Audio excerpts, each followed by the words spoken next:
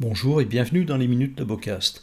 Cette vidéo est consacrée au protocole d'étalonnage du scanner Medit i900. Voici le matériel livré avec ce nouveau scanner Medit i900.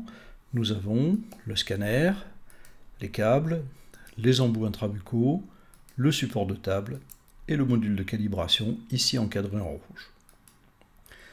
Comme les embouts intrabuccaux, la pièce de calibration est pourvue d'une pastille de couleur, ce qui permet au logiciel de la reconnaître et ainsi de valider la mise en route du processus. Le dispositif d'étalonnage comporte au fond du tube une mire de points qui va être mise en rotation devant les objectifs de la caméra en tournant le cylindre selon les instructions à l'écran du logiciel. 2 tours complets et moins de 2 minutes sont nécessaires pour compléter le protocole. Grâce à ce nouveau dispositif optique de numérisation, cette caméra ne requiert qu'une calibration tous les 3 mois. Cependant, il est possible de définir un intervalle différent dans les préférences du scanner que l'on trouve dans la fenêtre des paramètres.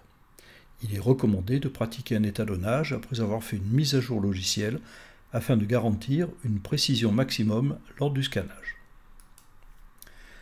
Le logiciel de calibration peut être démarré depuis MeditLink à partir de l'icône située en haut à droite ou depuis MeditScan depuis l'icône en bas à gauche de l'écran. Et dans certains cas, un message d'alerte suggère de réaliser un étalonnage. La manipulation est extrêmement simple, il suffit d'emboîter le cylindre sur l'objectif de la caméra et de suivre pas à pas les instructions qui s'affichent à l'écran en respectant les temps de mesure intermédiaires. 8 mouvements de rotation d'un quart de tour sont nécessaires jusqu'au message final qui valide le protocole. Voici donc en vidéo la manipulation. Après avoir retiré le bouchon, on retire l'embout intrabuccal et on place le cylindre sur l'objectif de la caméra et on suit les instructions du logiciel. Cette manip ici est un petit peu accélérée dans la rotation. Bien sûr, on respecte les temps intermédiaires nécessaires à la mesure à chaque étape.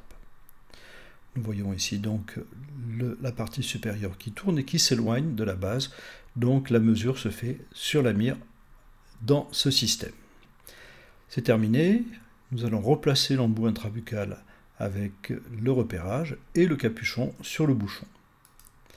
Et bien la caméra est maintenant prête à accomplir sa tâche avec précision pour les semaines à venir.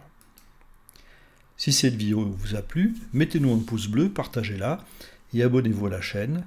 Cliquez sur la cloche pour ne pas manquer nos prochaines parutions. Je vous remercie de votre attention.